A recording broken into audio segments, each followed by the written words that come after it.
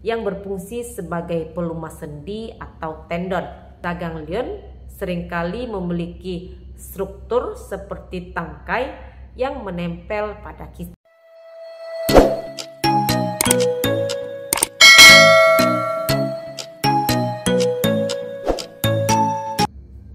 Assalamualaikum warahmatullahi wabarakatuh.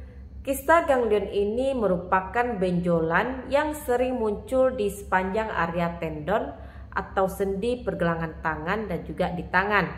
Namun begitu, ganglion juga dapat tumbuh dan muncul di pergelangan kaki atau area kaki. Bentuk kista ganglion ini biasanya berbentuk bulat atau oval dan tentunya di mana-mana yang namanya kista berisi cairan. Cairan ini seperti jelly yang berfungsi sebagai pelumas sendi atau tendon. Namun kalian jangan khawatir, kista ganglion ini tidak berbahaya dan bukan jenis tumor ganas atau sejenis kanker. Kista ganglion ini ukurannya kecilnya itu seukuran kacang polong. Namun mereka dapat berubah bentuk dan juga ukuran.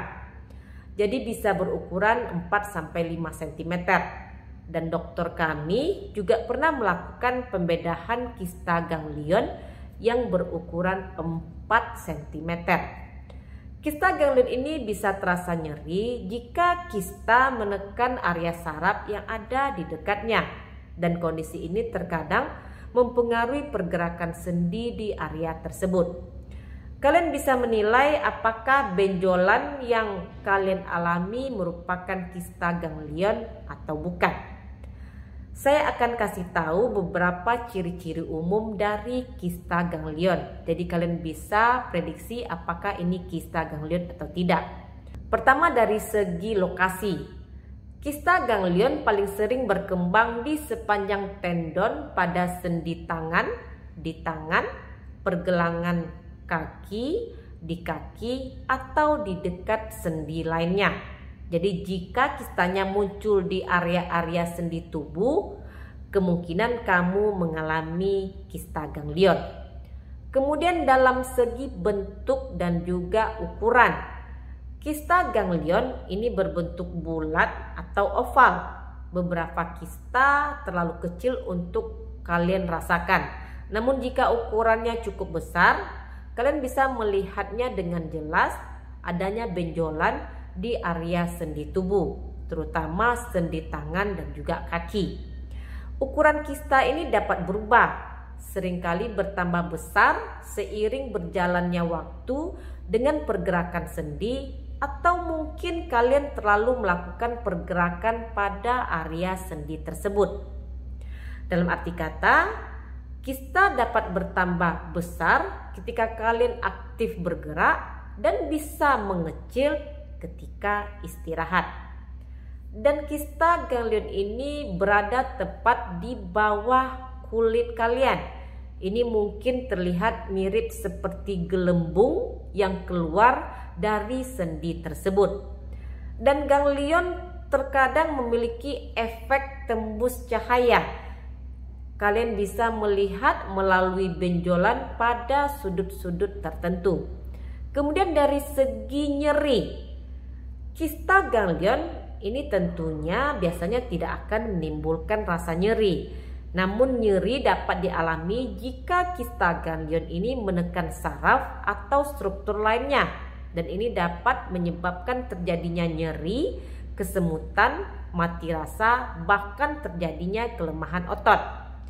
Saat ini tidak ada pengobatan secara farmakologi untuk mengobati kista ganglion. Namun kista ganglion bisa hilang tanpa pengobatan apapun. Namun jika kalian memiliki kista ganglion yang cukup besar, meskipun tidak menimbulkan rasa sakit, tapi mungkin kalian merasa cemas atau timbul tidak merasa percaya diri hanya karena penampilan benjolan tersebut, maka kista ganglion ini memerlukan penanganan medis. Jika kista tidak menimbulkan rasa sakit, dokter mungkin tidak menganjurkan dilakukannya pengobatan dan menganjurkan untuk mengawasi kista dan melihat jika ada perubahan bentuk. Namun hati-hati, kamu mungkin pernah melihat di media sosial beberapa tindakan yang bisa dilakukan sendiri di rumah untuk menghilangkan kista ini, yakni dengan cara memukul kista dengan benda besar dan keras pada area kista tersebut yang membuat kista meletus atau menyusut dan juga menghilang. Lebih baik jangan dilakukan. Di samping resiko kekambuhannya jauh lebih tinggi dan yang lebih parah lagi, kamu bisa melukai diri sendiri, menyebabkan terjadinya patah tulang pada area tersebut, atau dapat menyebabkan infeksi karena luka oleh pukulan benda berat tersebut.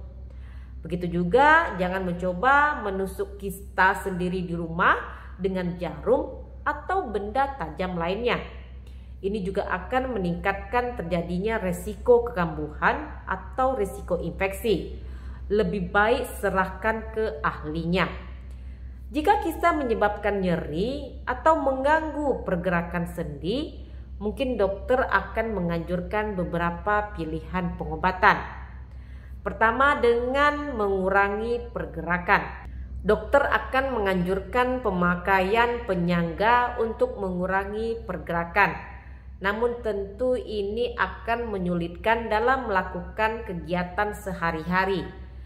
Selain itu, penggunaannya yang terlalu lama ini dapat melemahkan otot. Kemudian dengan tindakan aspirasi, dokter akan menggunakan jarum untuk mengeluarkan cairan dari kista.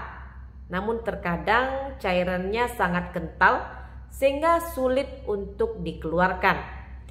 Dan selain itu, kista ini dapat muncul kembali karena kantong kistanya tidak ikut terangkat.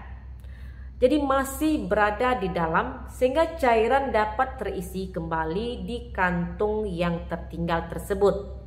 Selanjutnya dapat dilakukan melalui tindakan pembedahan. Dokter mungkin akan mempertimbangkan pembedahan jika pengobatan lain tidak memberikan bantuan atau kista tersebut muncul kembali. Dokter akan melakukan pembedahan dengan pengangkatan seluruh dari kantong kista tersebut. Dan kista ganglion seringkali memiliki struktur seperti tangkai yang menempel pada kista. Dokter bedah mungkin melakukan dengan teknik terbuka atau tradisional atau dengan artroskopi. Dengan bedah artroskopi, dokter akan membuat sayatan kecil dan memasukkan kamera ke dalam sendi. Namun jangan terlalu banyak berharap.